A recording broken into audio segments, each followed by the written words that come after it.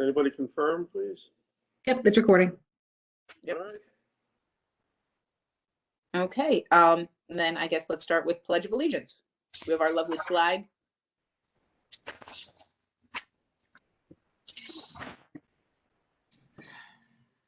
Where is it at? You do not have it tonight. It's okay. We'll pretend. That's her. All right. I pledge allegiance To the flag of the United States of America and to the republic Public. for which it stands, one nation, under God, indivisible, With liberty. liberty and with justice liberty for all. and justice for all. For all. All right. Good evening, everyone. Thanks for making this revised meeting date. Like I said, Carol will be joining us. She and I haven't heard from Kyle, so we'll operate under the assumption that he will also not be joining us. But we do have a quorum of Felix, Jane, and myself, so we are good to go. That being Kyle said, made settlement on his house, Janine. I have no idea. How I have long no does idea. he have after he makes settlement and is no longer a resident of the borough? I don't know, Lauren, is there a requirement on? Yeah, once he's no longer a resident of the borough, then he should submit his resignation to council. I'm not sure how long I think he was building, so I don't know how long that process takes. He's been building a while. I think he's done. Get close. Yeah, I think So- the time has come. At some point, he's gonna have a change of address. Does the borough require immediate resigning, or does it allow you to finish out your term until they do a replacement? Nope, once he is no longer a resident of the borough, then the Municipalities Authorities Act requires him to resign. Okay, Correct. because I know in some boards. Go ahead, Jane. You were gonna say. I know that that's true because I have alerted Janine and Ed and Lauren, I'm also moving in July. And I have made arrangements that Tina Sokolowski is going to come on the board and represent council. And I think you'll find her a wonderful person to work with. She's very competent and detail oriented. So I feel like I'm leaving the Sewer Authority Board in a very good situation. And I just have to find someone to fill in on her account. So it's been an honor to work with you all. I can stay until the end of June. And then in July, Tina will come on the board. She's going to resign from a few other committees that she's currently on and take on the Sewer Authority because we feel that is, a high priority for the council. Thank you, Jane. Do the best of luck. Yeah, it's been a pleasure serving with you. Oh, Wish you the thank best. you. Wish you were staying, sudden. but wish you the best. Oh, thank you. And we'll, certainly welcome We're Tina, and I'm sure it will be she'll be a great addition to our board as well. But we will miss you, candidly. Oh, thank you. Thank you. Very interesting. And I feel like I've learned so much about how the Sewer Authority operates. It's been very good for me also. Look, you can join the Sewer Authority in your next municipality. I don't think so. I wasn't that I fun. think I might really retire this time after I feel like I never got a chance to retire. So I'm going to between council and this and a couple other things like the Friends at Country Parks. I'm pretty heavily committed to things right now. So I'll be able to take a step back and, spend more time with my grandkids and Jim. So That'll be great. Well, again, Yeah, best I'm of That luck. order. no, I'm always, yeah. I'll We tell work Jim. side by side. We were doing gardening all day today. And I get the easy part, the raking, and he's got all the heavy duty equipment. And I just follow behind him with the rake, for stuff in bags. Not a bad deal for you. It isn't. He's a foot taller than me. Come on, compared to him. So Well, to that end, I guess, Lord, being that we again anticipate that Kyle will be leaving shortly, I guess Borough Council then will find a replacement from applicants. right, Correct. I believe we have to advertise it, Mhm. and because that's what they're going to have to do with my position. That I can make a recommendation, but council will interview anyone that's interested. Mhm. And then from that, they would make their choice, who they think is best qualified.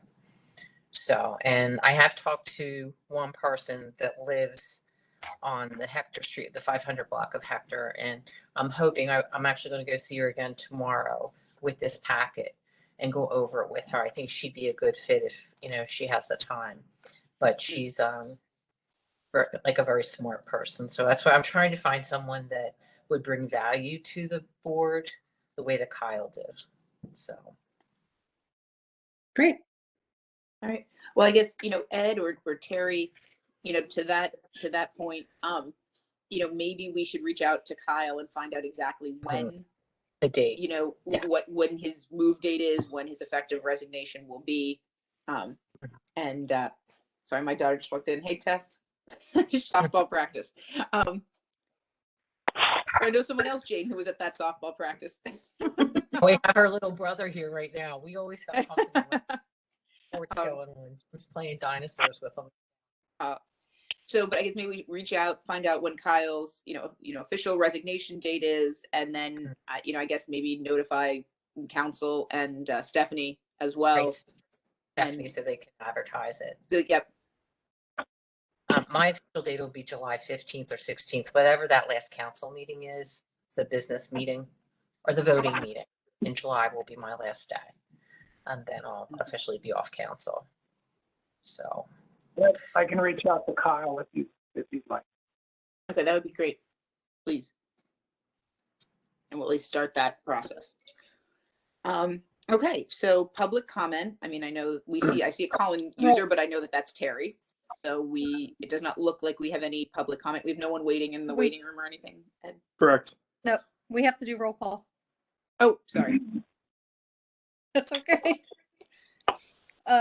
Jane Flanagan. Here. Felix Raimondo. Here. Kyle Elliott. Carol Smith. And Janine Riley.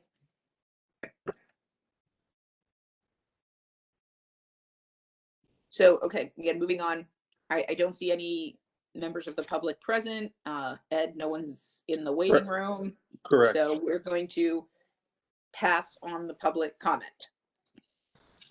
And we have no invited guests this evening. So we are also through item number 2 on our agenda. Moving on to number 3, the approval of the minutes from our April 27th, 2021 meeting. Does anyone have any comments, questions? And if not, I do. I had okay. a question in regards to, in the minutes under new business, under solicitor's report, it was the 51 Washington Street request. Is there a difference between denying something and taking no action? So we didn't deny it. We just took no action on it at this time. So I think there's a little bit of a difference, and I just wanted to make sure that we captured it correctly. I think that's fair. All right. And then the other item of business that it was brought up under plant engineering report. I had asked for an update on 51. It says here on 51 Washington Street. And it wasn't really 51 Washington Street. It was more so actions by our executive director. So I just wanted to note that subtle difference. So with those changes, I'd make a motion to approve the minutes as amended.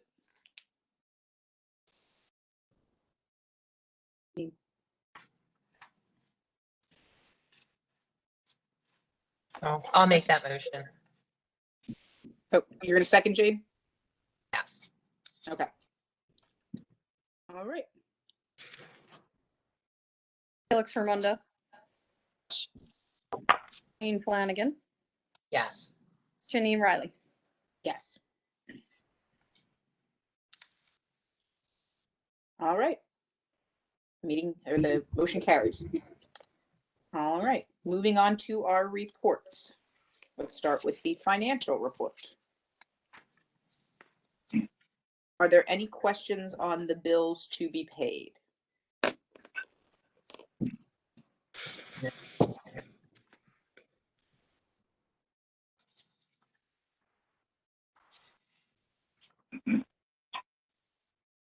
Hearing none. Would anyone like to make a motion to pay the bill in the amount of $89,481.87? And Ms. Riley, just a point of clarification, does that amount, Shannon, include the bill that the board authorized payment of last week? So this would be ratification of that bill, or is that separate? Are you talking about There was one bill that you had, no, there was one bill you had asked the board for authorization to pay last week. Oh, I'm sorry. Yes, that is included in that list. That one is in there. That's the credit card. That is included. Okay. And I think we also want to include Angel Alley in this list. So we will add that to next month's bill list because the check was cut after the report was done. Usually, right? Well, yeah, but I think we want to, I would recommend that we pay Mr. Hart sooner rather than later. He has been waiting for a while. So if we can just if the board's comfortable with tacking that, what was the number, Shannon, 3,000? It was $33,780. This is for the easement? This is for the service fees for Angel Alley, which is late. It's in my report. Okay. I did have a quick question on the Rudolph Clark billing. 400 Bar Harbor for $1,100 and $1,140. What was that for? So that is a new project to go in next to the existing building at 300 Bar Harbor. And we've been working with Terry and Fred and Ed regarding the tapping fees on that one. So we've been working with Terry to get a letter out to them regarding the tapping fees. If you'll recall, there was a reservation of capacity agreement that West Conshohocken Borough had signed regarding that a predecessor in interest to the 300 Bar Harbor property. And also with that reservation of capacity, we settled an agreement with them to turn that into not flow, but EDUs. Right. So it was 120,000 gallons of capacity that was reserved for 4 different entities. And it wasn't in the original agreement, it wasn't tied to any original entity. And so when they approached us a few years back, I believe it was in 2017 or 2018, we had one of the successors in interest to one of the parties that tied up all of the capacity that individual entity would have had under that agreement with 300 Bar Harbor. And did we reduce the amount of EDUs relative to the amount of capacity of flow he had to reduce his bill, and that he didn't get to carry over those new EDUs to the subdivision of those properties? We did tell him that it would not be able to be transferred to any other address or any other building. So it is tied into that existing building. And Terry has been in contact with him regarding the service fees associated with the remainder of the capacity that was reserved. So that's part of what we're working on right now. Oh, so there's no new development going in there. There is a new building going in at 400 Bar Harbor. And I think that's like, Fred, is that 64 EDUs that they need? Yes.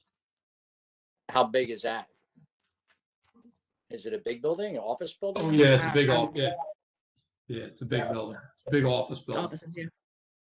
I think it's like Probably 640,000 square feet. On Bar Harbor. Okay. Mhm. Trying to envision it where it's going to sit. But Where the parking okay. deck is, I believe. On the parking deck. I think they're removing that. Oh, interesting. Okay. And I see a bill for $931, and I would assume that's with the memo. Sorry, which Or- matter is this? The Borough of Conshohocken COVID-19, $931. Yes, that's we for the had. memo. Yeah, and Terry had some questions regarding vaccination. I believe they were raised at the last meeting, so that was the research and drafting of that memo. All right. Hopefully that's nearly the end of the COVID matters. Is that the end of it? Fingers crossed.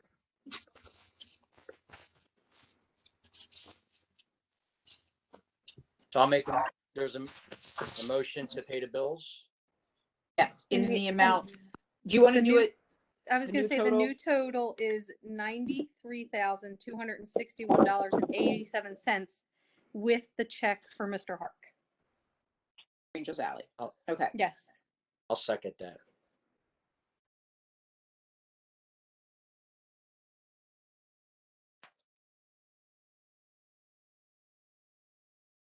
Okay. Felix Raimondo, Yes. Jane Flanagan, Yes. Janine Riley. Yes. All right. Are there any other questions on the financial report at this point? I see on the escrow summary account, Echo Ridge in arrears.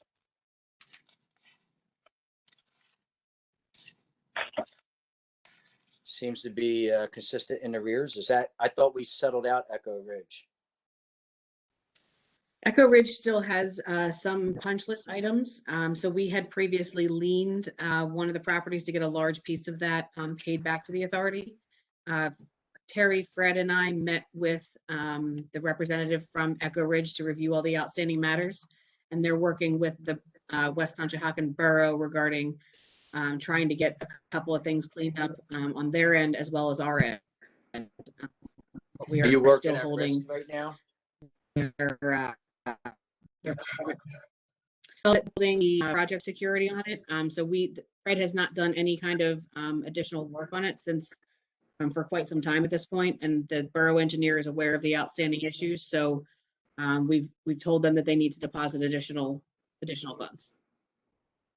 Are they? I don't believe we've received anything yet. So I think that Do they at our intend next to? I haven't spoken to them further since that. Terry or Fred, have you had any further conversations with them? No. No, This is the one we authorized you to exercise the security bond on it? Is that what? No, that was a different No, project. no, That one is resolved. Okay. Same developer? No, different developer. This is Chuck Borkowski. All right. And then I see Ratoski and Trainer is in the rears. Yep, that was my question, Felix. That's a considerable amount. Right. What's going on with that? So that one, again, Terry, Fred, and I met to discuss that one. Terry is, so I think that, Ed, can you remind me the latest status of that one? You had a conversation with Mr. Ratoski, right? Yes, I sent him a list of outstanding items and also the latest amount on the invoice, including how much he needed to replenish it to get it to the proper amount. And I have not heard from him in almost 2 weeks. My concern is that one, how's it get so high? Who's managing the escrow accounts that allows that to happen, and who's authorizing the work to? I mean, I thought we had it pretty well hammered out that when you go in the rears, nothing happens. Like that's it, nothing happens until you put fund in, because ultimately it puts us in a situation that we had to do what we had to do last time when, authorize you guys to go out and sue them for the money, which we didn't want to do that anymore. We didn't want to have to take people to court to get them to pay. We just don't do the work. So, and I appreciate you answering, Ed, but this is more our professional services that should be understanding why there's $4,500 in arrears and who's going to pay it and how you're going to get that money back. So I believe that, and I don't have all of the invoices in front of me on that one. This is one that There were a lot of easements that were necessary in the beginning, and then I think that there was a large amount of engineering work that had occurred. There was, they moved the line that they were originally intending to put in, and I think, and work has stopped on that project, because again, there's a punch list. So Ed was reaching out in order to try and keep the bills from continuing to incur. And I believe that that was going to be a topic of our next staff meeting, as to how we wanted to approach getting that balance brought current.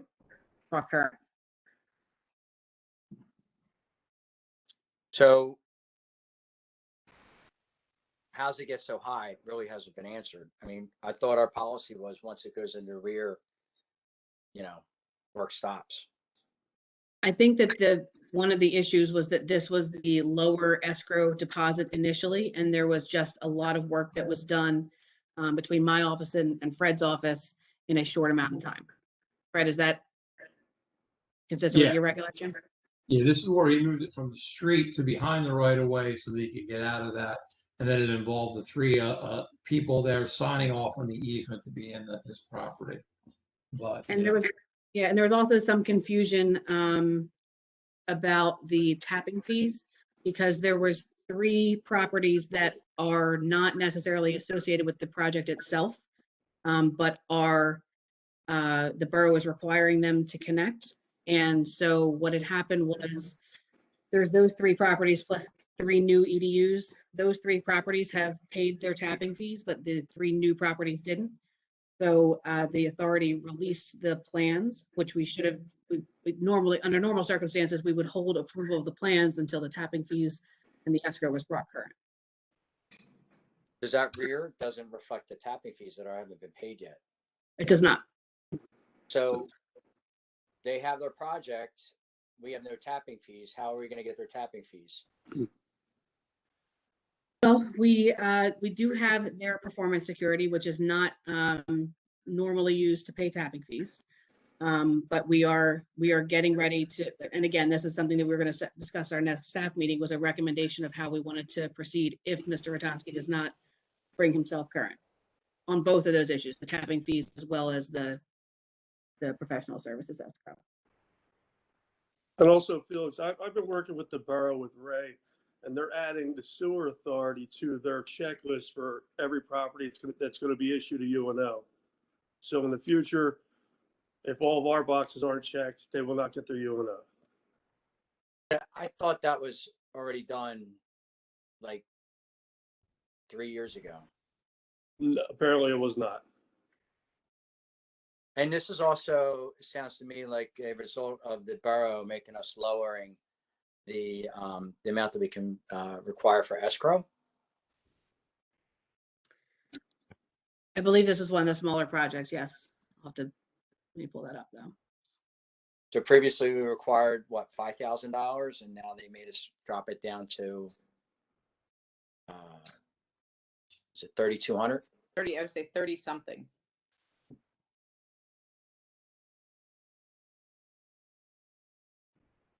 And I'm just pulling up my chart here. don't we because they're in construction now, didn't we transition from the original PSA to the construction escrow?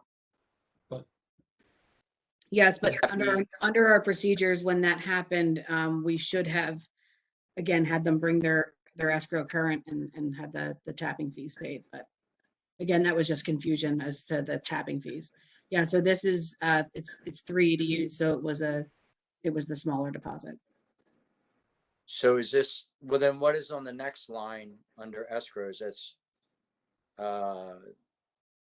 line item 80-206-591, which same property 42. listed. Yeah. Yeah, they have Bond? cash deposited as project security. Cash? Cash. They didn't issue a bond. They just put cash in there. Correct. Sounds like we're in a pickle of a situation then. Well, we do believe that, in reviewing this, I think, Fred, correct me if I'm wrong, but I believe that the project is, there's not a whole ton of work to be done on this remaining. So I do believe that we're going to engage in conversations with Mr. Ratowski. I think that Terry was going to reach out to him next, again, based on our staff conversation, to see if we can get him into compliance. Yeah. But he does owe the money, so he's All the going to have to pay them. All the construction's done. Is this the one that the developers agreement had in pay at time of connection? No, Okay. That was made just. And it also sounds, not only do we have an escrow issue, we also have a tapping fee issue. This is really poorly managed. This should never have gotten to this state. I'm just very, thought we got this resolved from previous years. And now we're back to where we were in terms of escrow management. Sounds like we're going to be chasing the money again. But I think if the borough can hold up their UNO, they can't go to settlement. So I think they're their cash. Traditionally, that's been a problem because they would get the UNO and not check with us. But now it's on the form that Ray and Ed have worked out. So I think we're covered on that. As it comes right down to settlement, they're going to have to pay it if they want to go to settlement on those houses. Is this where they tore down one house and built 3 singles, but then they connected the next 2 or 3 properties that were not? They faced the A field.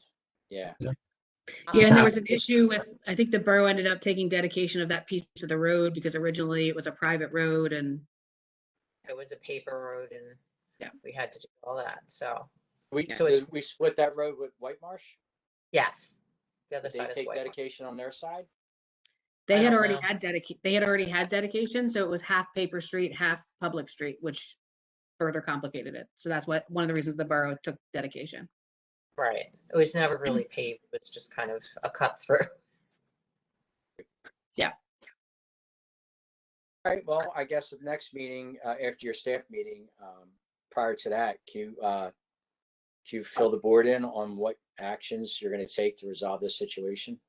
Of course. Okay.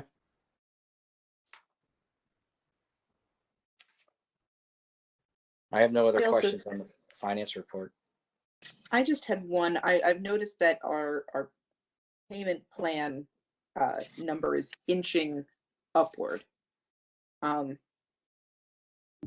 I guess my question is, how are we doing with that? Is it something we need to address? Does this have anything to do with our, the fact that we are no longer giving kind of the allowance as we did in the past for the COVID, procedure? I guess I just had kind of questions. Like I said, I just see it trending not necessarily in the direction that we want it to. So we were talking about doing liens again. Mm-hmm. So I was going to, for the ones that I can lien, I was going to send them their 30-day lien letter. And then when they called, we could discuss their payment plan that they're not paying. But there are many of them, especially since COVID hit, that are not paying on the payment plan. Mm-hmm. So You're more so referring than to this normal. one, Janine? Yes. Yes. It does look bad, but if you look at the numbers, it's 29.6 in July of 2020. Yeah. And it's 3,900. So, we're only talking a differential of it's not a ton of money, but I guess it's, like I said, to me, it's just trending wrong. And I guess to your point, kind of, it's not good. It's not the way you want it to trend it, but in reality, the difference is not just reflects the pandemic. I'm okay with it. Okay. Yeah. And like I said, I think I was just more looking at the trend and saying, is this something that we should be aware of before it gets? Agreed. Yeah. So that was my plan. I was going to do, we're going to put a thing in the newsletter with the bills that are going out in the end of June. And then we were going to resume leaning. And then I can send them a letter. Like every month I send them a reminder letter that they have to pay their payment plan. They don't always follow through. On the last payment plan letter I put in there, we will begin the lien process soon. So if you don't, catch up, And one person did call, one person out of the list so far. So on that letter, did you say soon or did you say as In the of, I said in the near future, okay. because So I I didn't have a guess- date yet. But in terms of policy wise, we authorize you guys to reinstitute the lien on the next round of delinquent payments. Right, and we were supposed to put something in the newsletter last time, and the Mhm. newsletter was focused on the sale, so there was nothing in that newsletter. So that's why don't we, I mean, my suggestion would be to publish, put it out there, give everybody ample time. So we're not going to make the July billing period. So now we're talking something into, I mean, it's already June, so you can't put something out there in 30 days and then put a lien on it if they don't pay. So I would say the next bill that goes out, distinct letter in there, or just targeting those that have outstanding liens. You could do it either way, but say, now we're talking third quarter, that liens will be now reinstituted, that we're going to expect payments, we're going to go back to business as normal. right.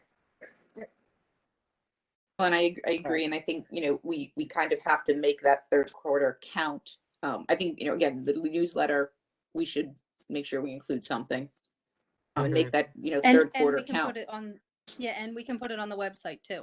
If we get Because- something together, we can put it on the website. Again, going into winter, we're not able to do shutoffs, which I know none of us like to do, but it does seem to be, unfortunately, the most effective way of raising some cash from these Right. the non-payment.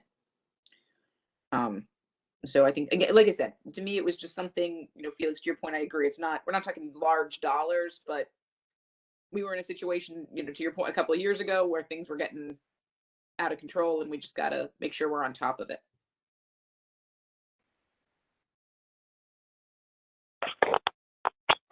Okay, I didn't have any other questions. So would anyone like to make a So motion? I have Jane- one more thing. Sure, sorry. That's okay. I got one more thing. I received 2 checks in the mail from Independence Blue Cross for rebates. And we usually get one every year. And we usually take the percentage that the employees are paying, and we give them that much of the rebate. Yep. So in their paychecks. So we just need Much was the rebates? the approval. Yeah, the approval to do that. So it's going to be like $3.67 per employee. That's it? That's it. That's it. You get a cup of coffee with that? That's going to be in a separate check, right? Gotta tax it? No, Oh, it's never really a huge amount. right. Okay. Do you So need a motion, Of Shannon? course. yes. Oh, well, Do I we would need a make that- motion, Lauren, or just direction? I believe we usually do that by motion. Okay. I'll make that motion. I'll to second it. Reimbursement. I'll second it. Well, let's make sure we get the number again. $3.67. Yes. All right. All right. Felix Raimondo, Yes. Jane Flanagan, Yes. Janine Riley. Also, yes. All right. The motion carries. So now, making a motion. Would anyone like to make a motion to accept the finance report? I'll make that motion to accept the financial report. Second it. Felix Raimondo, Yes. Jane Flanagan, Yes. Janine Riley. Also, yes. Moving on, the motion carries. Moving on to the solicitor's report. Thank you, Mrs. Riley. So we do have 2 action items this evening. The first is the approval of a resolution to release professional escrow and performance security and waive maintenance security for the property located at 331 West 7th Avenue. Developer is DJB Properties LLC, pending issuance of notice of completion by the authority engineer. Make that motion. I'll second. Felix Raimondo, Yes. Jane Flanagan, Yes. Janine Riley. Yes. All right, that motion carries. And the second motion this evening is the approval of a release between the Borough of Conshohocken Authority and Richard Hark related to 301 and 309 Angel Alley. This is the agreement that finalizes the refund of service fees related to these properties. Mr. Hark has reviewed and signed the agreement, so this is just in front of the board for final approval. And with that approval, the check that was referenced earlier will be cut by the authority tomorrow. I will make that motion. I'll second it. I did have a question. Felix, It wasn't in our packet. Is this the one that was previously in a Or this previous is just because packet? it was just cut after the packet was, I guess maybe we got the agreement after the packet was prepared. Yes, that's what happened. That's why Yeah. that's why Felix, the check isn't that was why the finance numbers were off. Because it came in, I guess all this stuff, I'm assuming all this stuff came in after.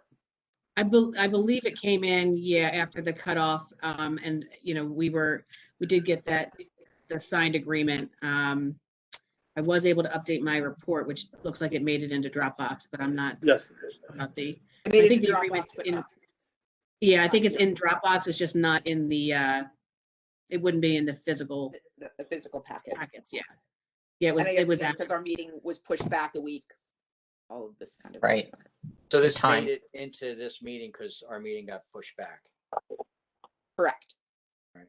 Yeah, I mean, sounds cut and dry, but as practice goes, unless we see it ahead of time in the packet, it doesn't get voted on. I mean, that was pretty much established. And I mean, if it went in the Dropbox late, we should have been notified. Say, hey, there's been an update to Dropbox that's different than the packet that's been released. Just trying to, keep it the way we normally do business. So, I mean, I don't see a reason why we can't vote on this tonight. I don't like voting on something I haven't read yet. But I mean, as practice goes, that's why we don't throw things in late.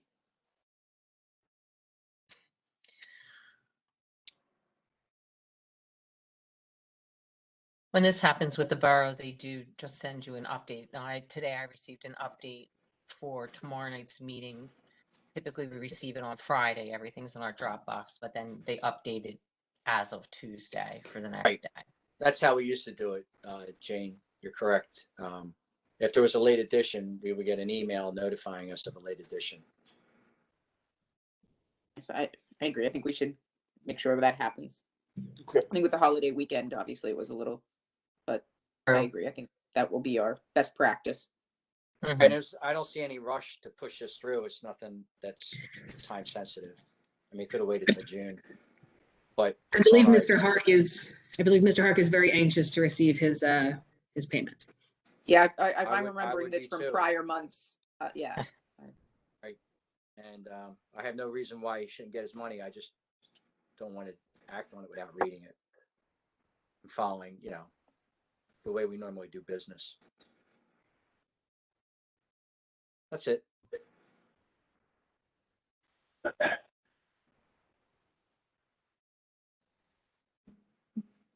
Okay, so are we prepared to make a motion and pass on this to this evening? There is a motion and a second. Yep, we just have to do roll call. Okay. Felix Raimondo, Yes. Jane Flanagan, Janine Riley. Also, yes. All right, the motion carries. Any Those are other all things the- on the solicitor? That's all the action items I have tonight, but I'm happy to answer any other questions that the board may have. I have none. I did have one quick question. I had put a request out for the cost associated with the East Ninth Avenue easements for our legal fees associated with that, and also our Caldwell Lane. Terry, is that something you can put together, or something that you could put together, Lauren? I'd asked a couple weeks ago, and we got a status update but I also wanted to know how much money we spent on that over the past, what, on East Ninth Avenue, it'd be like 5 to 6 years. So, Yeah, I obviously don't have that information handy, but we can certainly put that together. Terry and I can get that together for you. all right, I appreciate that. Thank you. What was the second item, Caldwell Lane? Lauren has the information. It's Caldwell Lane and it's East Ninth Avenue.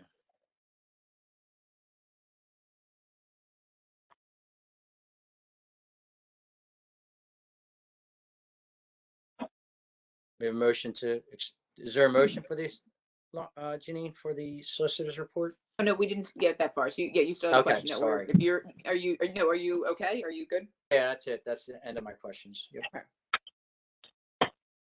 All right. Do I hear a motion to accept the solicitor's report? I'll make a motion to accept the solicitor's report. I'll second it. Raimondo, Yes. Jane Flanagan, Yes. Janine Riley. Also, yes. All right, the motion carries. Moving on to the engineering report. All right, the first thing is that we completed the second sludge pilot test. Didn't have quite as good results as the first one. This was by Schwing Bioset Inc. It came out to 18 to 20% solids, which is still far better than we're getting now, I believe, off our belt filter press. But the previous one had 20 to 22%. Now we have to remember that these reports are all done by them in their, on-site lab. But we are setting up a third pilot test, PW Technologies, which once we have them, their results in, then we'll be able to make a recommendation, summarize the results of the three. And while percent solids is a very important factor, it's not the only factor that we'll use in the evaluation of these three and potentially any other ones that come up. Percent solids is basically how much solids, and the higher the percent solids, the less water you're trucking away. So the goal is to get over 20% to reduce your trucking costs, because it's not just the disposal costs, but the more solids that you get in each truck, each dumpster, the least amount of dumpsters you need on a year. So you can see the difference between 22 to 18, is pretty significant over the course of a year. But what we'll evaluate is not only percent solids, but the polymer costs, the electrical costs, and probably is the reliability and availability of parts based on similar facilities that have recently been installed nearby. So that's going to be one of the things is, hey, listen, this is what these guys say, but are you, adjoining municipality that's utilizing this? Is it living up to it? Is it getting that? How did your test results compare to what you're actually getting in the field every day now? So we'll be putting that together. Obviously, we want to push that. And I believe that Ed's working with them on getting the schedules and some availability for them to come out. So that will be a very big step forward to get that done now that we got that. And I believe in your board report, there is their actual report, or in the Dropbox is their actual sludge summary. We'll put all three of them in along with my overall summary, as well as review of, I'll call references. We're basically going to call anybody within, 200 miles that has it. So we go up there. But Fred, if I could just add on to that, I just found out this afternoon that an appointment came available for the Volute Press demo, which is going to take place on the week of June 28th. Okay, that'll be good. Other than that, they didn't have anything before September. Yeah, no, that's fine to fit that in there. Are they going to be done before July 4th? Yes. Is it going to go month like to like the first? I guess I don't know what that week is. Yeah, I just want to make sure that it's out of there so we don't have any overtime for guys. If they're doing, I don't want them to do that over a holiday by accident. Agreed. So Fred, that would be your third test with three Yep, different that would be my third manufacturers. test. And honestly, these are the three. I didn't know GA as well, but these PW Technologies, two of my other clients are utilizing them, and the Swing Bioset came in second in other ones out of the three projects that I'm involved in. So they're the three main players that are in this field. But yeah, that will be our third test on June 28th. which usually takes them about 2 weeks to get their report back. So hopefully by the August meeting, we would have a report for you that would compare and contrast all three and potentially have a recommendation. And then my first question was, why not July? But if that's too tight for you to get a report turned around and an analysis done, I mean, if that comes in July. Back to me, I would doubt July because I think our meeting's early in July, to be honest with you. Oh, no, wait, we're the end of the month. Yeah, we're the Right. fourth, yeah. I'm looking to see what If day it that is available July, great. If not, August is fine. But then you come back with a recommendation. What's the project schedule look like from there on out? We had to come up with that, and we were still having the conversation with Plymouth Township on the cost sharing of it. But we would basically be able to put bid specs out. Once we agree on one, we could probably have bid specs out within 45 days. And then is this something that can be done through the winter time, or do you need, does the building need the renovation too? Yes, it's done one of two ways. We actually have, most of these guys are on co-stars, so they could, the authority board has the option to do two contracts, one for the building and one for the direct purchase of it, just so we don't pay the markup because it goes in there. But I do believe the building needs major renovation. So I guess in your report, whether July or August, this is all going to be laid out, and a schedule is going to be developed, and a budget is going to be developed, so that. But this goes back to one of the questions I had earlier. Where are we at with the borough in terms of, they passed an ordinance and a resolution. Has either one of those been undone? And how are we able to move forward with a project like this? So that's kind of my question. Like, what steps need to happen so that we can start moving forward as a authority? Lauren, do you know what the status is of our relationship with the borough is? So the borough has not repealed the ordinance or the resolution that was passed. I did reach out to the borough solicitor to find out what the borough's intent was with that, and I have not heard from him yet. Did you reach out? I believe it was last week, but with the holiday, I'm not sure if he had a chance to look into that. I know that he does meet with Stephanie on, I think, a weekly basis, so he may just be discussing that with her at their staff meeting this week. Yeah, I emailed him last week. So they passed this ordinance in January. They voted not to move forward on either with the sale and then to move forward on doing these things. So that's April and May, and we're into June now.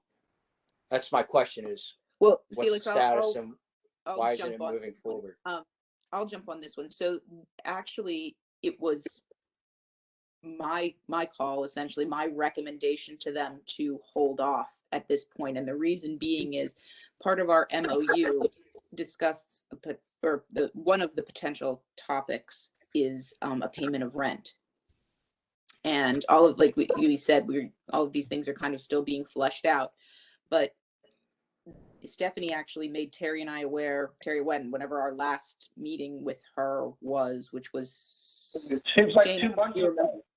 yeah, I mean, it was a while ago. And they were all set to, I guess, revoke that resolution and everything else. And candidly, I was the one to say kind of time out. If one of the options we're considering is paying the borough rent, we can't do that if we own our own land.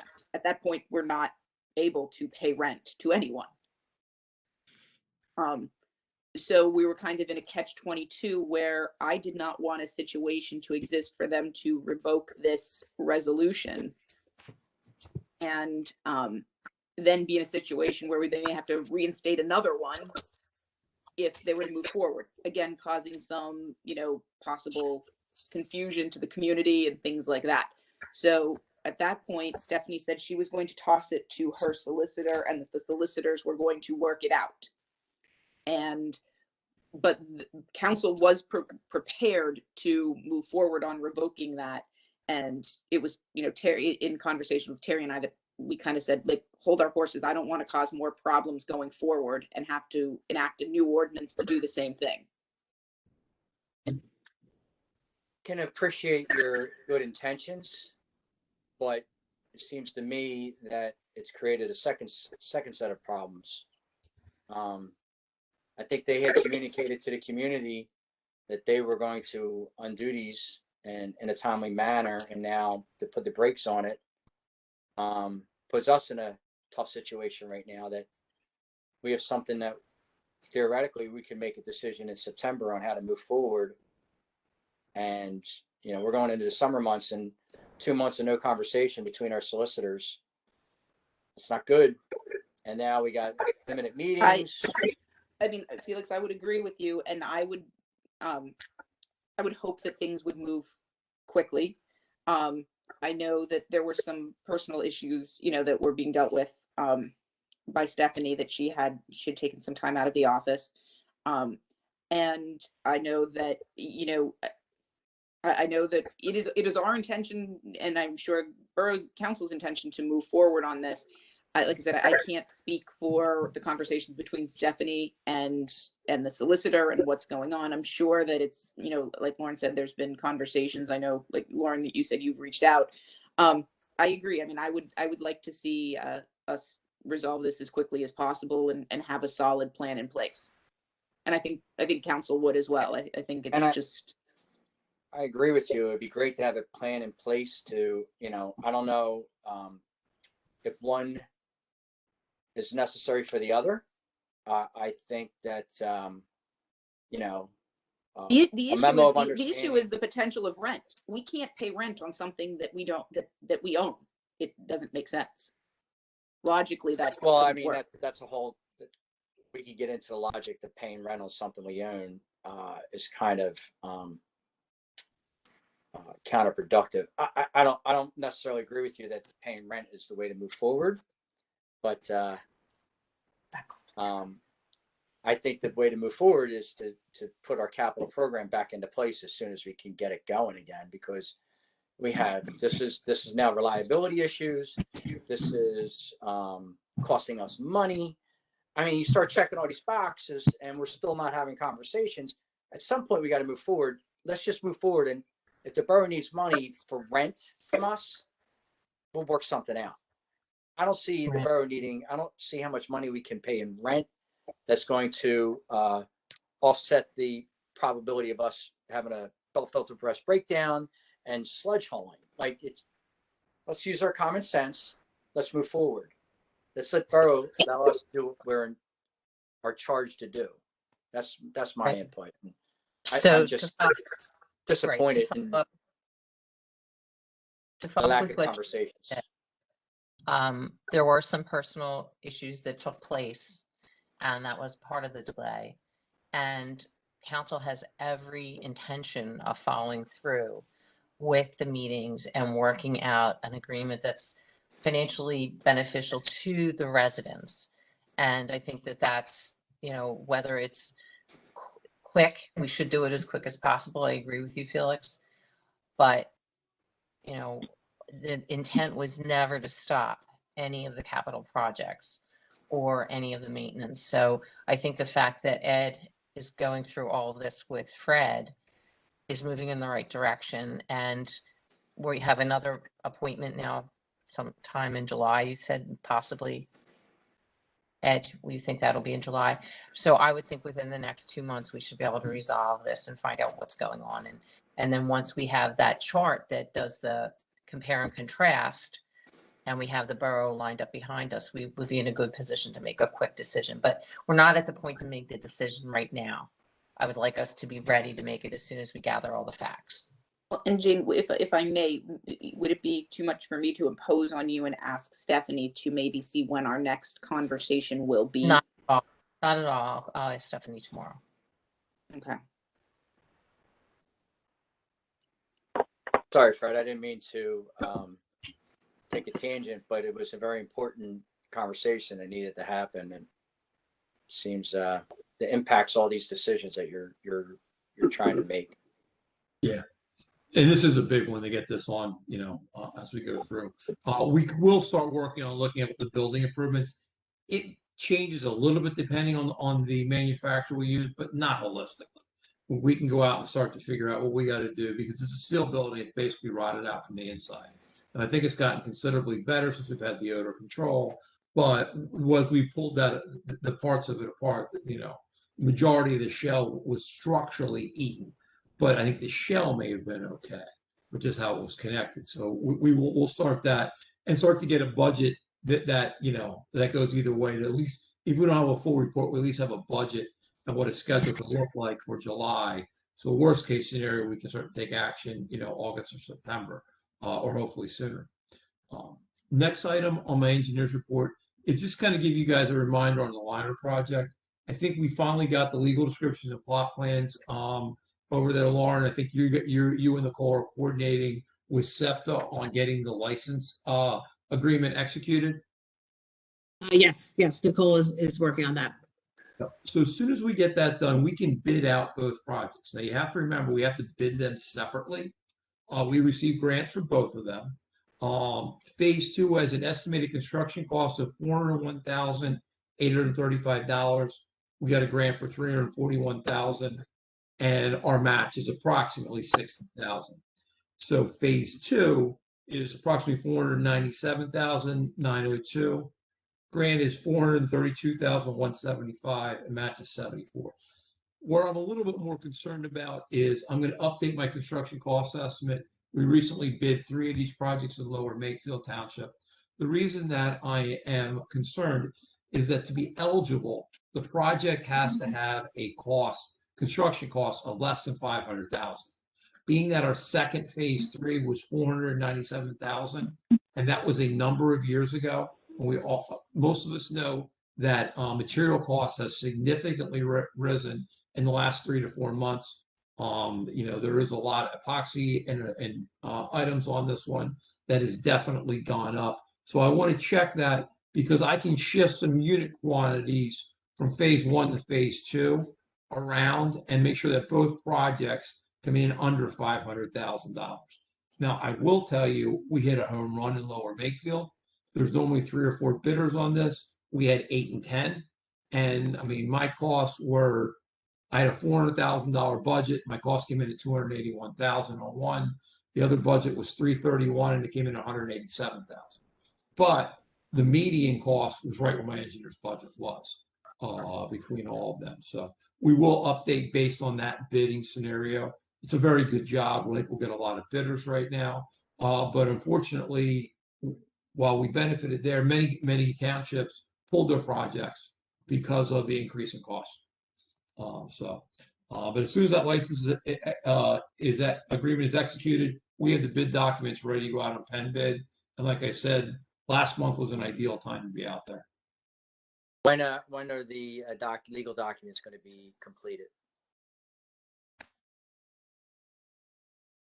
I just emailed Nicole to check in, but I believe that we've sent everything over to SEPTA. It's just working its way through the SEPTA channels now. So when do you expect it to be completed? I don't have an answer on that, but I can certainly follow up with them to get an estimate from them. Unfortunately, SEPTA's review of things typically takes longer than our review of things. When did you submit them?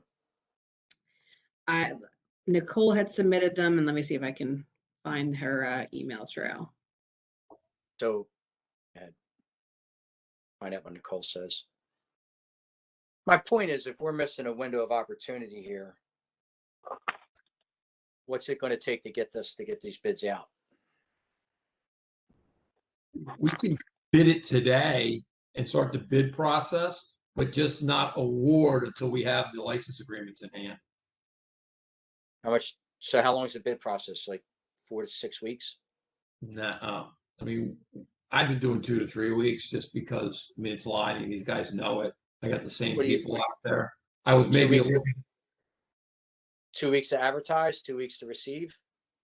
Yeah, basically what we do is, we advertise it, and then it's usually 3 weeks that we have it on the street for.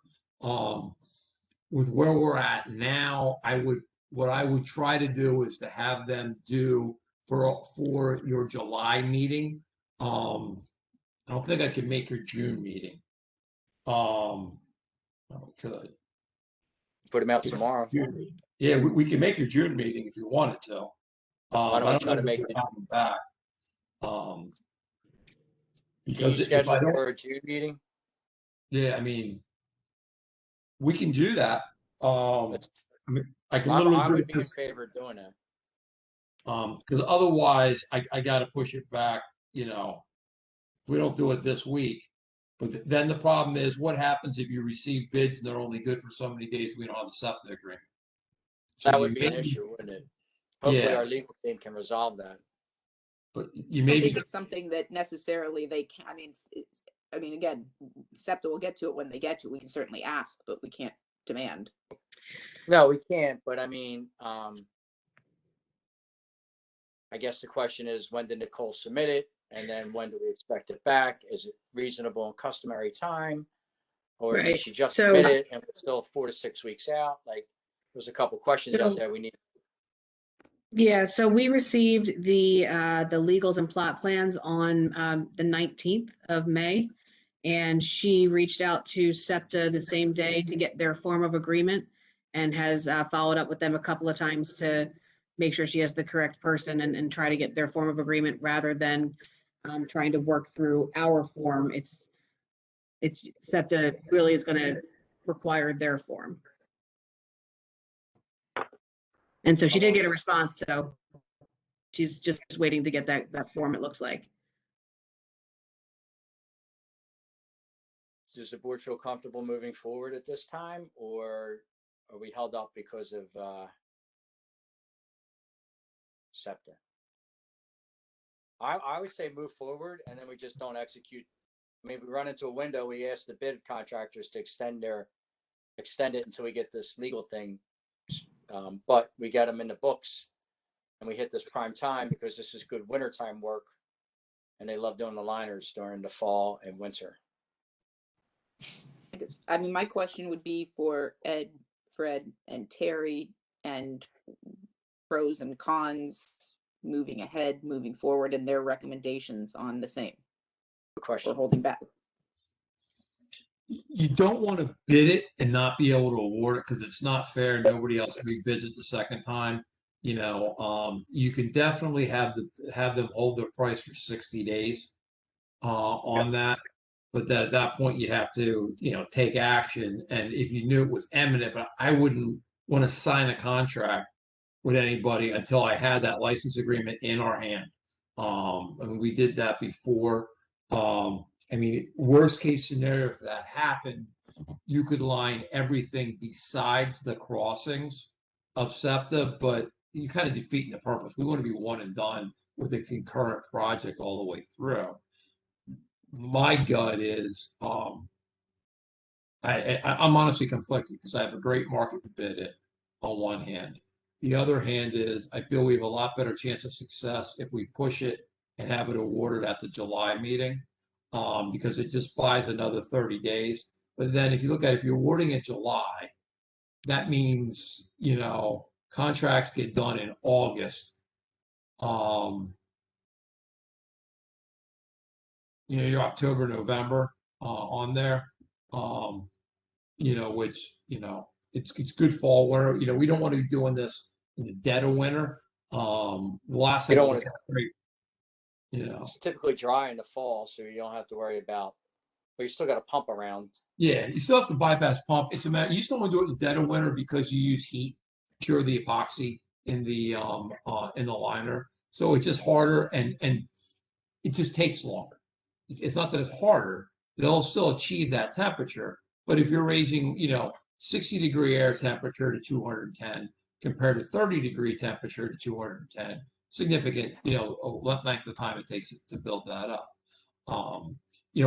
I wouldn't want to push it much past July, only because I would probably have to extend my contract because they pick a weather window. This is bigger pipe, so it just takes longer to cure. How long say do we it's have on later. the extension? We Spend received the a money. year, 1 year. So I would say that it has to be done by June 30th, 2022, and both of them would expire at that time unless we got another renewal. So we got an extension on the first one. The next grant came out the following year, so that one will Right. be due to expire. So they're both on the same timeline. I'm thinking it's as a summer fall job. It all depends. The last job, the guy I awarded it on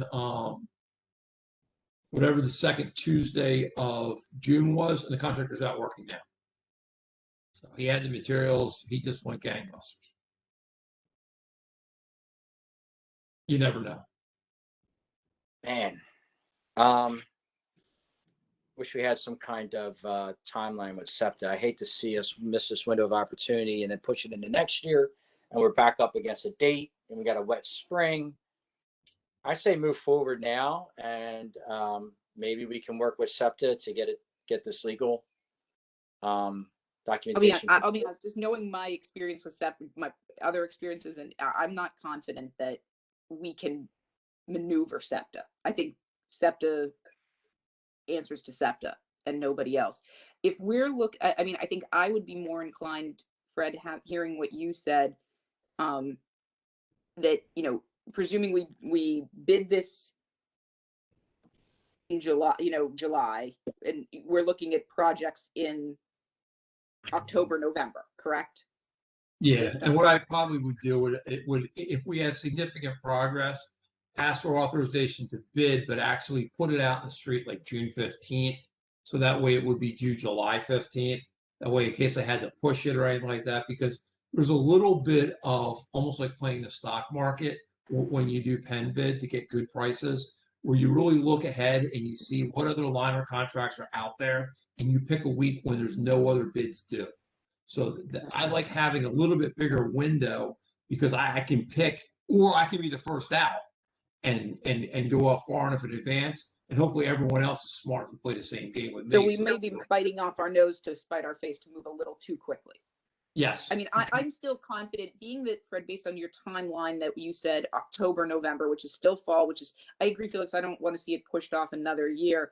But being that we have that room, if we wait 1 month, I would prefer, I guess, to see where SEPTA comes out, see what kind of traction we get with them.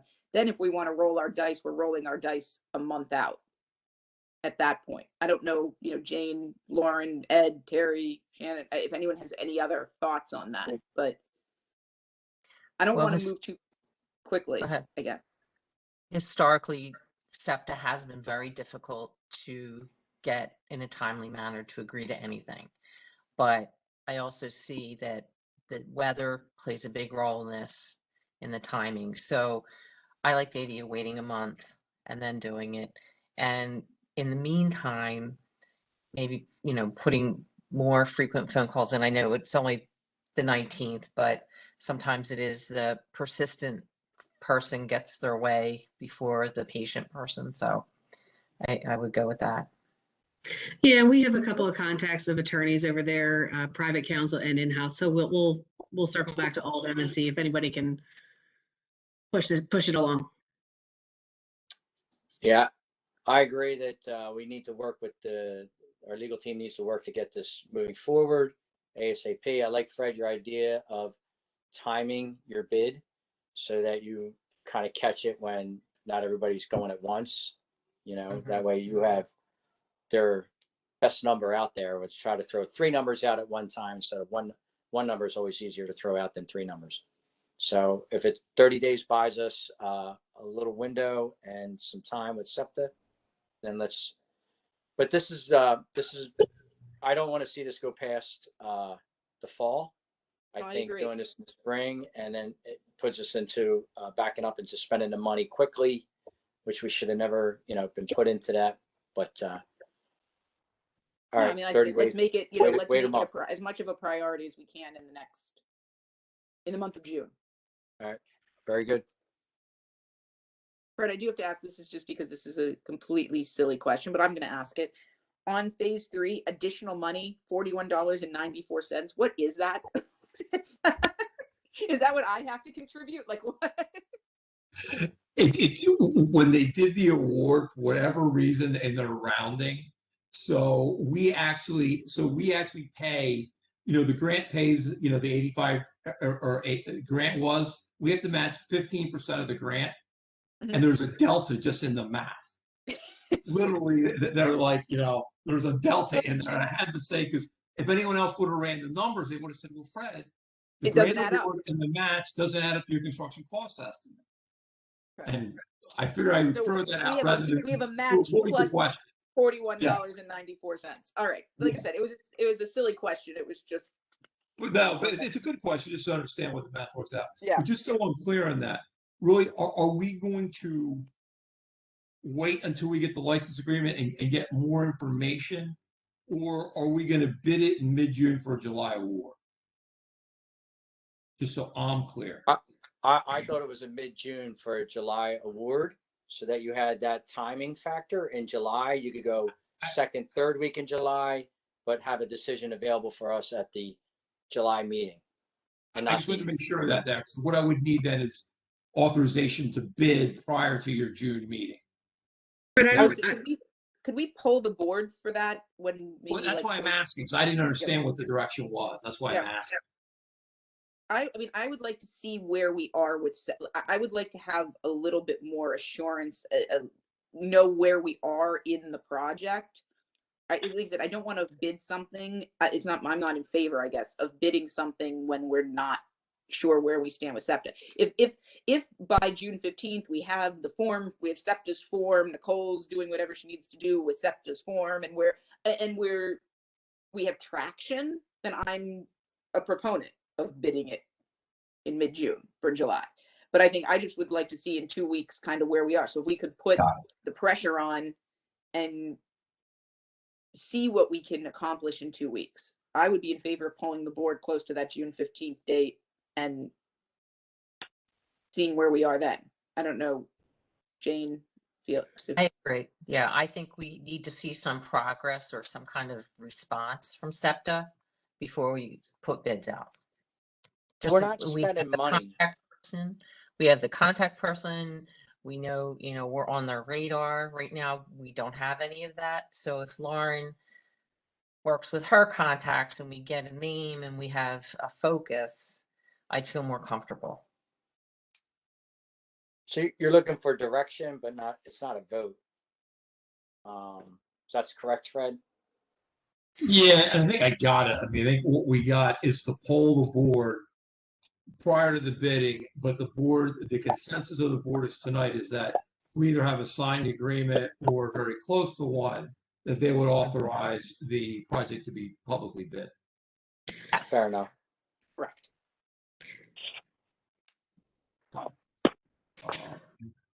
Next thing, just on operations support, and I'll tag team with Ed because I did not get a chance to touch base with him prior to the holiday.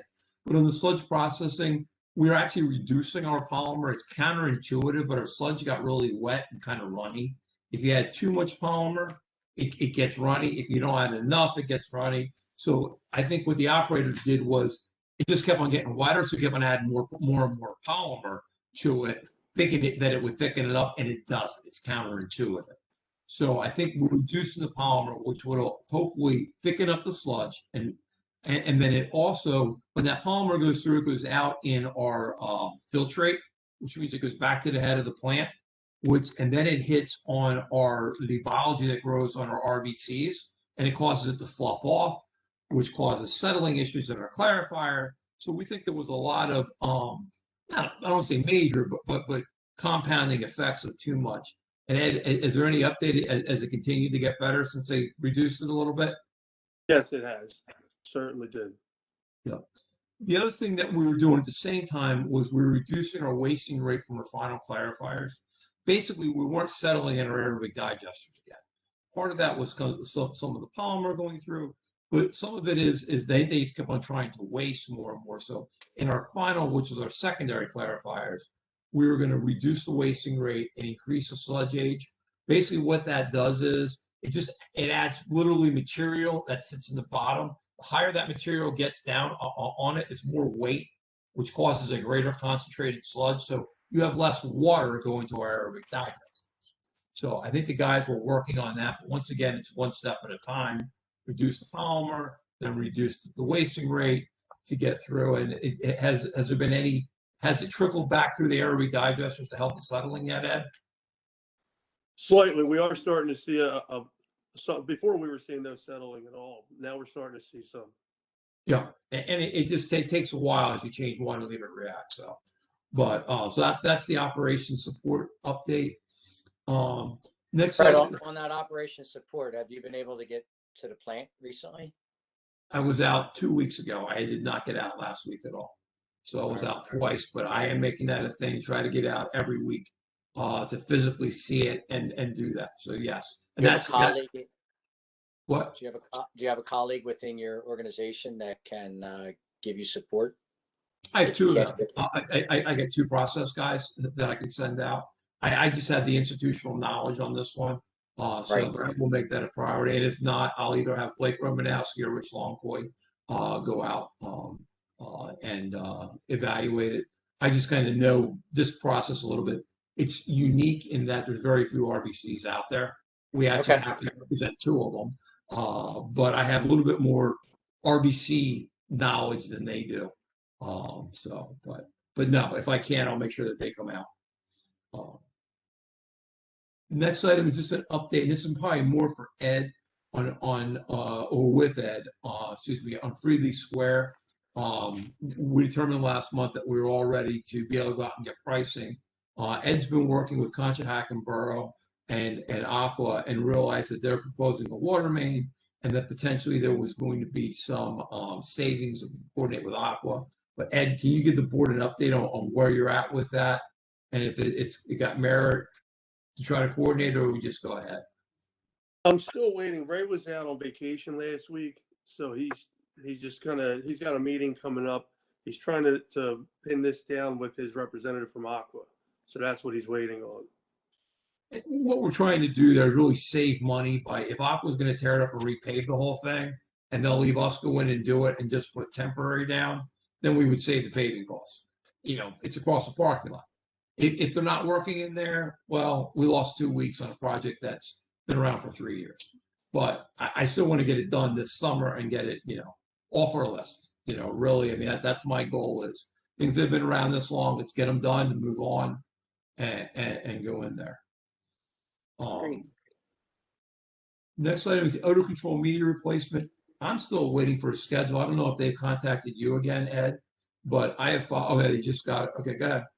Yes, that was on my list too. I apologize because it just came in as well. They have a tentative date of June 10th to come in and begin replacing. They're going to start removing it all. But I'm still waiting for a confirmation from the crew that's actually going to come out to the site and perform the job. And that's good because hopefully it's less than 2 weeks, so they should be off our site before the pilot testing on June 28th. So we just got to make sure that they get in and get out out of there.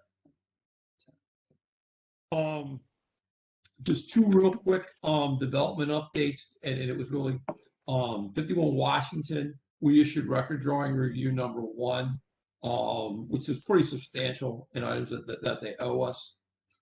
The second one is Sora West. This really has more to do with the hotel/restaurant portion. We issued plan review number 6 on May 6th with minor comments, but about approximately 6. They immediately responded, and we issued plan review number 7 on May 10th, recommending approval of the plans. That completes my report unless the board has any questions. Not right now. All right. Would anyone like to make a motion to accept the engineer report? I'll Make make the that motion. motion. I'll second it. I'll Okay, second. we got a motion and a second.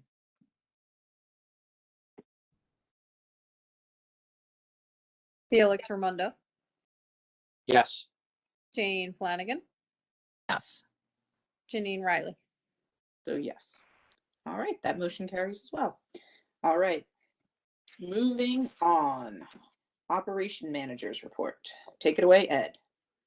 All right, first thing I have is the results from the meeting for the PUC fine that we got for the Pennsylvania 1 call, and the fine was removed. So we're in the process of responding to that.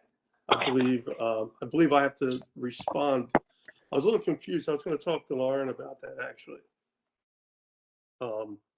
But the fine, I think we just have to really respond to the ruling. So the $500 fine went away. That's the end result there. Right, and I think you'd indicated that they made the informal determination, which removed the fine, but left the technical violation in place. Yes, as a first offense. Right. So, the authority either has to accept the determination, or reject the determination, or essentially appeal it. And what is I mean, and I know you said this in an email, and I apologize that I don't remember. I know you said that, obviously, like, having a first offense is not a good thing.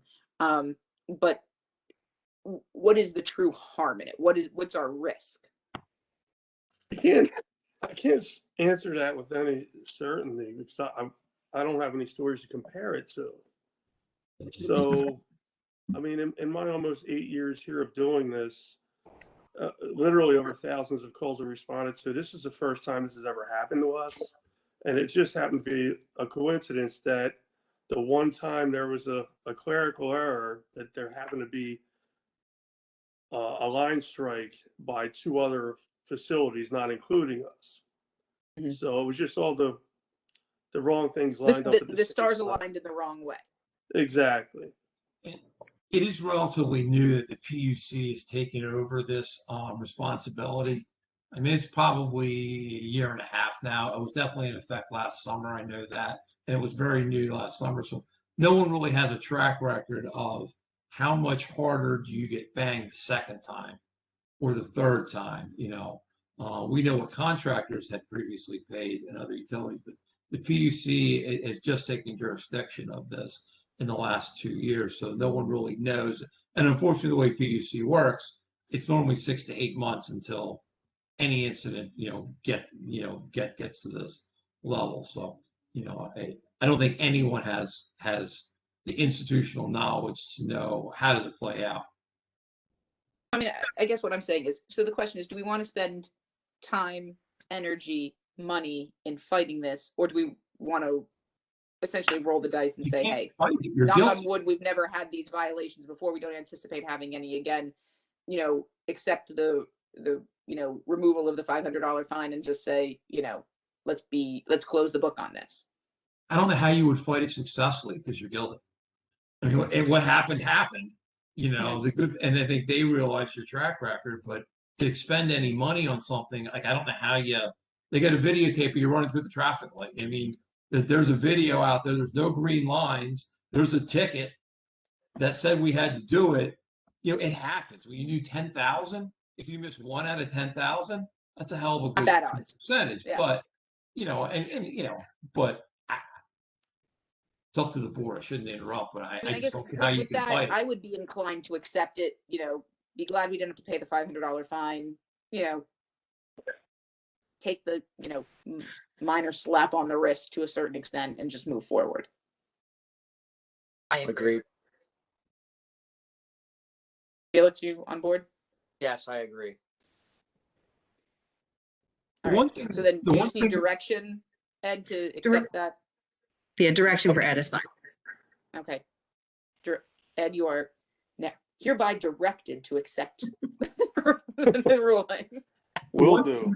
The one thing that we may want to do for future issues, because they will happen, is that does it make more sense to pay the fine, and does that absolve us of any guilt rather than getting things waived? Like, does that clear the slate going through there, or is it like traffic violations? They still look at the preponderance. I don't know that, but I think it's an answer we should find out. How would we go about getting that, Fred? Ed, do you have either of you have any? I could reach out to the PUC. Yeah, They'll be the only one to answer that. Yeah, PUC and also PMAA, are the authorities association, just to get what information they have. But the PUC is definitely the best way. ask directly. I do right. have a contact at the PUC that I could reach out to also. That might be the first place I'll start.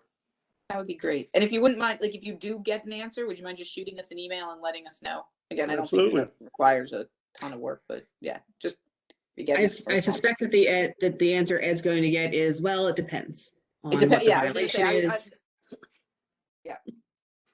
but All right. you can see what they say. We'll take that if we get it. All right. The other thing is, I was going to mention that our intern was actually supposed to start today. He's going to start tomorrow. So, looking forward to that. We got him all set up, get him all situated. And I believe I did include his resume in the packet for everybody to look Yes. at. And I saw that. and currently, Terry and we're getting ready to interview a couple candidates for the operator position. So that's where we're at. We're just in that process now. And How many everything else I applicants did you had. receive? Oh, I'm sorry. What's that? How many applicants did you receive? About a handful so far. I think it was 5. Okay. And one of the problems with going so late in the line here is like a lot of my stuff's been spoken for already. So that's all I have for right now. And What did you? go ahead. Go ahead, Felix. I was just going to ask Ed, what did you end up doing for a safety award? We went with coolers, collapsible coolers with wheels, and there had on the top, it had our logo in white, and then it said 1,500 days of safety. Nice. So Okay, that was my question. We did make the 1,500 Really? days. Okay. And so I will put into Borough Council to do a proclamation for the wonderful safety record. That's fabulous.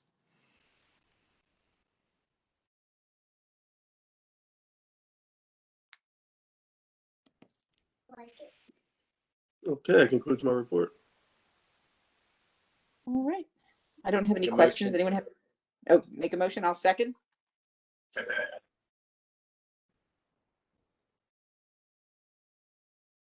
Felix Raimondo, Yes. Jane Flanagan, Yes. Janine Riley. Also, yes. Motion carries. My personal favorite report, the collection and maintenance report. Always enthralling. Anyone have any questions? Anything to report on the collection and maintenance report? Nothing to report. I think just I left my packet on my desk, so I was looking for it. I was like, oh, it's not here, but it was really nothing out of the ordinary. We're going to see some bigger projects coming up soon. We just had a pump come in on Friday that we've been waiting 8 weeks for the wet well. There's some other projects, but now we're starting to get into the lawn maintenance and stuff like that, some seasonal stuff. And I think John said typically this month is one of his heavier months for the PMs that come in electronically. So PA1 calls, still busy with that? they are, but they're not as bad as they were several months ago. All right. Seems like a PA1 call keeps on redoing my gas line out front. I don't understand. It's been marked 20 times. I'm being sarcastic. It's been marked like 4 times now. But That all happens right. sometimes. We had a Pico pole over on West 12th that it was marked so many times we know it's pole number 1232. So it's just and it being on the border of Plymouth and Conshohocken, 2 tickets come in. We have to respond to both tickets, even though one's not ours. So Ouch. that's how we knew so much. We literally had over 50 tickets for that one project. So Be a passcode for somebody's passcode.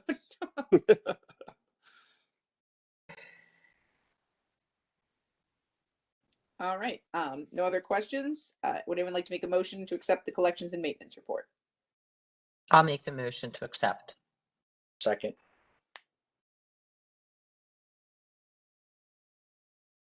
Felix Raimondo, Yes. Jane Flanagan, Janine Riley.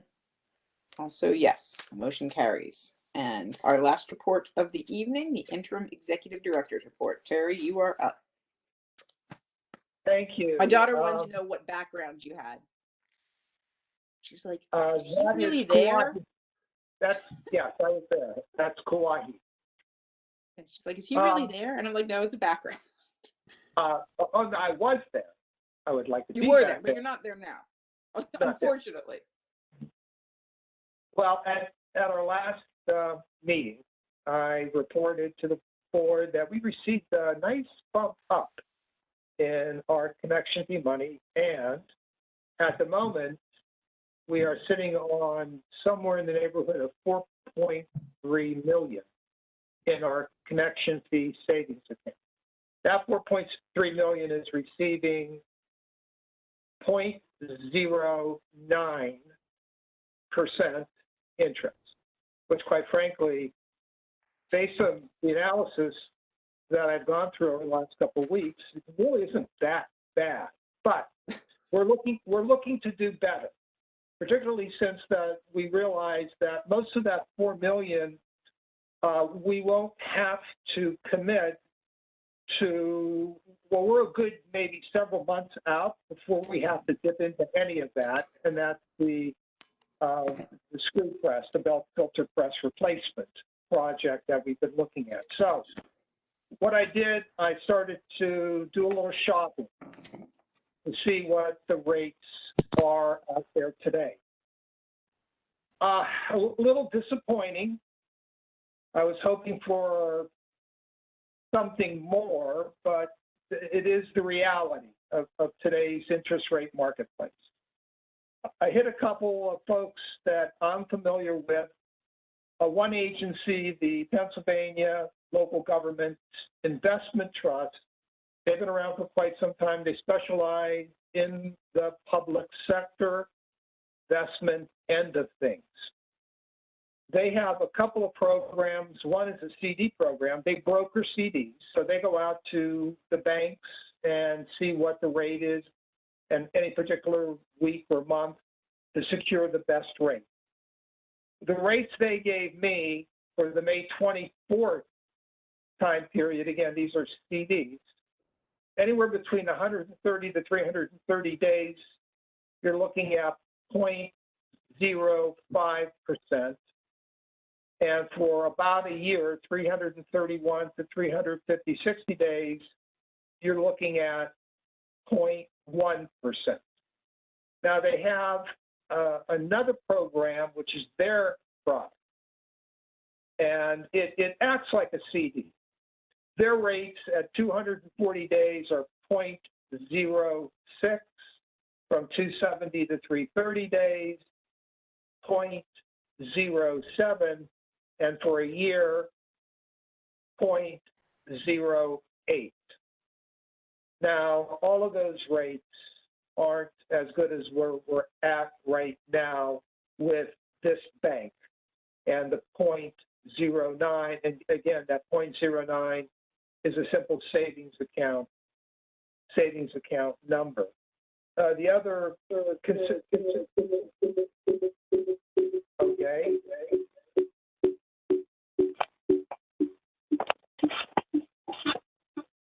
All right, can you hear me okay?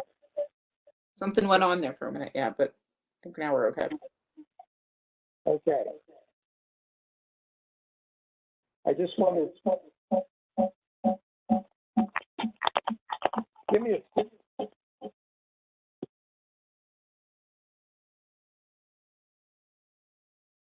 All right, I'm not sure. Hopefully this works. I'll go slow. The concern with the CD is that they're not breakable without a count. I went from Pliget to another company that I'm familiar with that has been around for a while. Great Eastern Management.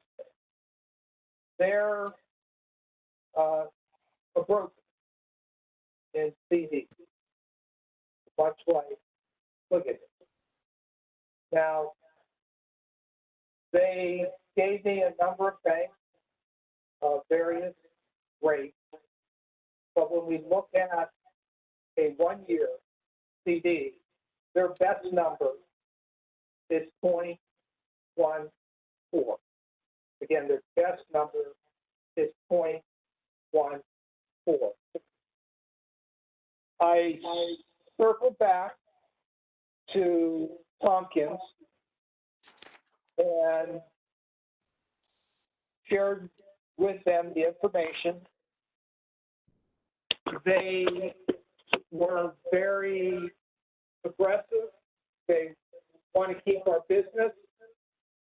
And they said, they'll do two things.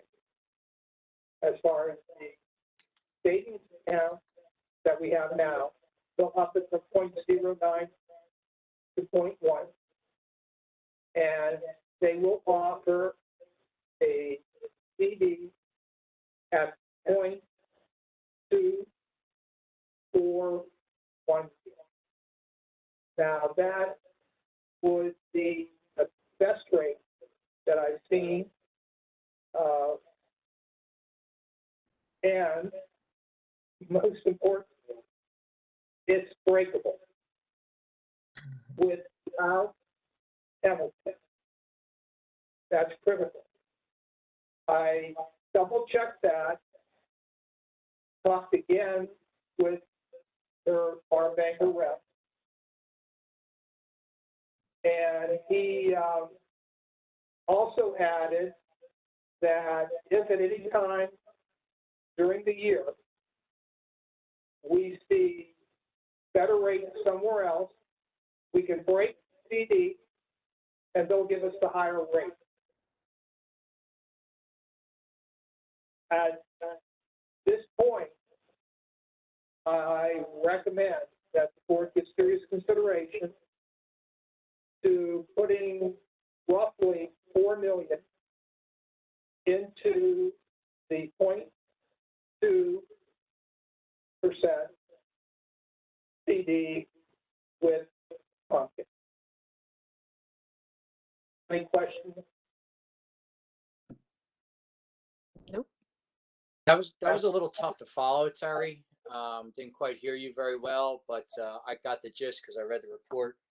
I think the good news is that it kind of reinforces that we picked a good partner to do our financial banking with, as in Vist. So if the one walkaway is that Vist has been doing us a good service. So they're going to raise up their rate by just merely asking.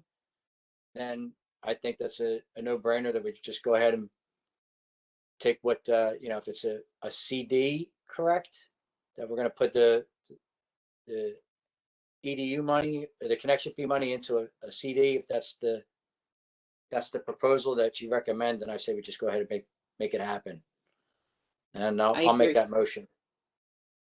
I agree also, and I really want to thank you, Terry, for doing all that hard, diligent work, calling all those banks and credit unions and just getting really solid information that makes it easy for us to make a decision. So I agree, we should just go ahead and do it.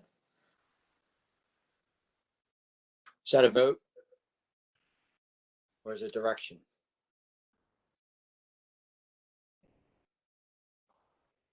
Lauren? So sorry, that would be a motion, a vote. All right, well, Felix, you made the motion, right? Made the motion to. And either Jane or I seconded. We both agreed. So right. Then we just need a vote.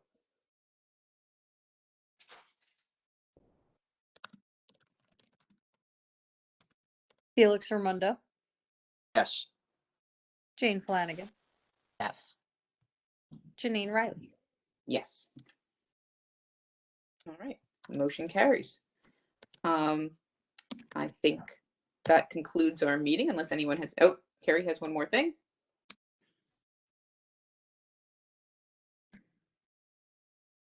We can't hear you, Terry.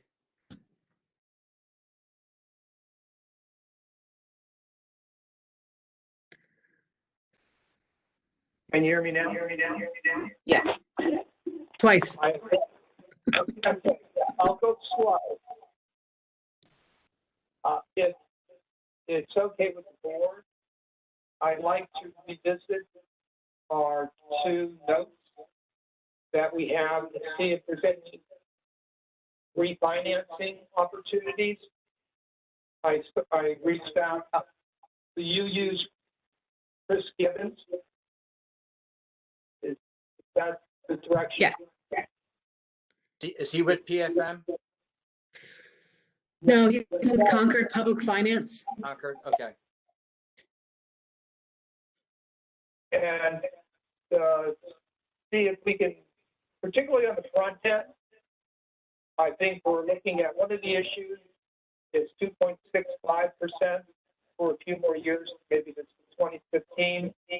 The 2017 has the 2.5% fixed over the next 5-6 years, maybe.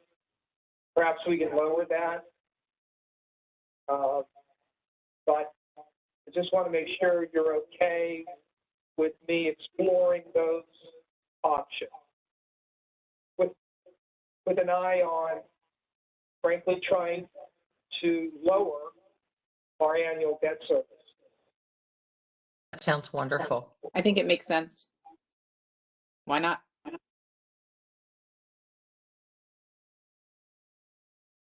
Okay. I'll just, go Go ahead. ahead. No, are you done your report? Yes. I did have one thing I wanted to ask. So we got Lauren's report on COVID vaccinations. And I think that we should develop a personnel policy for our vaccination requirements, and that we incorporate, I don't know enough, but like that we're not going back and picking or choosing, but maybe a benchmark of CDC recommended vaccinations, because we are a critical infrastructure. So we can't have, the next round, it should not be a discussion on, whether you get it or you don't get it. Anybody coming on new is going to have it. And moving forward, they're also going to have all the vaccines required. Who knows what's going to come down the next one. I just rather be proactive that we keep our workforce healthy, and we have it in our policies that it's there, so that we're not chasing people around to get a vaccination. That's I'm asking the board if they would take that into consideration. I think we definitely should. We should update it. All right. So, Lauren, I'll toss then the question to you. Being that we all feel that this is something, to Felix's point, that needs to be addressed and updated and taken care of. What is our next step? So, you circulated your memo. Mhm. We reviewed. We agree that we want to take action. Now, where do we go? So the next step would be, we'll work with Terry to draft a proposed policy, which we can have for you at the next meeting. And then that would be up to the board to adopt as drafted, make any modifications. The one thing we are recommending, and I think it's going to be required by law, is to provide exceptions for medical and religious exceptions. Right. Absolutely. Of course. Yeah. But other than that, yeah, we're on solid ground, barring any further action from the legislature. So I'll work with Terry to put that together for next month, or I guess later this month. And is there a recommended, like a benchmark we follow from the CDC recommendation on vaccinations that would be, what they require for critical infrastructure? I don't know if there's some other guidelines we tag it to. I'm sure there is. So we'll pull the CDC recommendations, and we'll incorporate that into a more general policy that's really just inclusive of the COVID vaccine. So if they recommend vaccines for other other potential Critical diseases. infrastructure, yeah, okay. Yep, for critical infrastructure. Yep. And they separate everything out, so we should be able to locate that fairly easily. And I had one other item of business I wanted to discuss. Terry, I received your email that you put together about your decision. Well, I appreciate you putting an email out there telling us why you didn't follow the board direction. I do take issue with you not following board direction. I think we need to have trust in you that you're going to carry out what we ask you to carry out. It wasn't up to you to decide not to carry it out. I think moving forward, that if you decide not to carry out something that we ask you to do, that we give you direction to do, that you give us a timely response and clearly spell out what's changed from our decision to give you direction and why you did not implement that direction. I think that wasn't your job, and I think it was poorly communicated. And I hope that moving forward that we don't have to have a discussion like this again. That's my viewpoint, and hopefully we don't have to cross this again. I That's it for me. understand.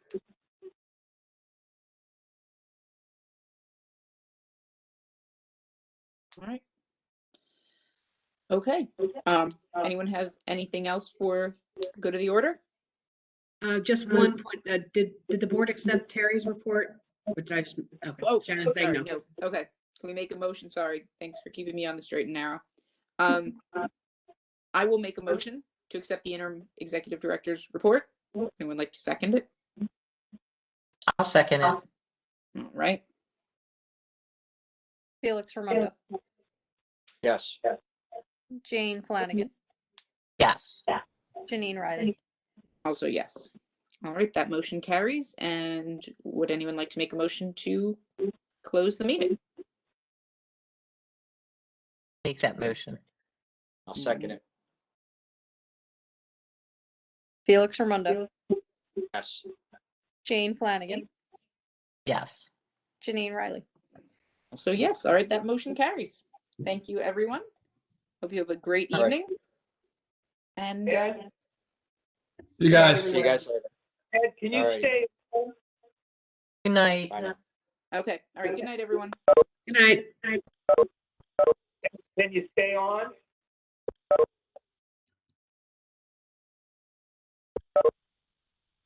All right. Thank you. What the heck just happened? Good gracious, gracious, gracious, gracious. What? This happened to me. All right, I'm going to turn the phone off.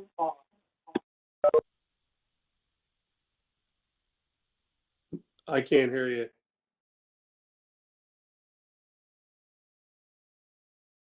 Hear me. Can you hear me now? Yes. You're not serious, are you? You can hear me now. Now I can. What the heck just happened? And you don't know. This is rhetorical. Yes. Okay? Clearly. I didn't do anything different. It just popped up that way. Remember, this happened to me when but that was a Zoom. Yes. All right, so now I'm fine. Yeah, you're loud and clear. All right, so whatever happened when that feedback came in, Mm-hmm. all right, that's when it switched over. Oh. So whatever it was that was wrong got corrected evidently by itself. Okay. Wow. I didn't touch anything. I didn't touch anything. So what?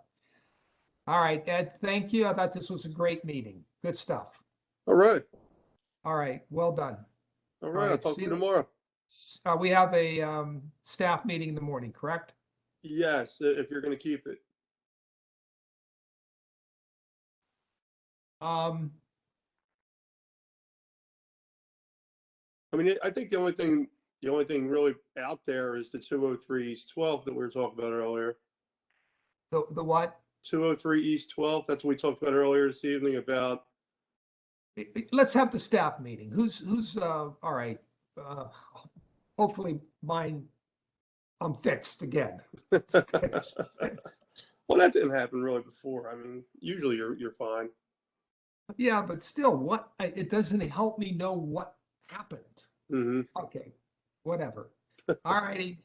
I'll see you tomorrow, 10 o'clock, right? Yep. Okay. See All you right, then. sir. Have a good night. You too. Did we receive, did this come through? Okay, good. I'm good. I'll see you tomorrow. All right. Take care.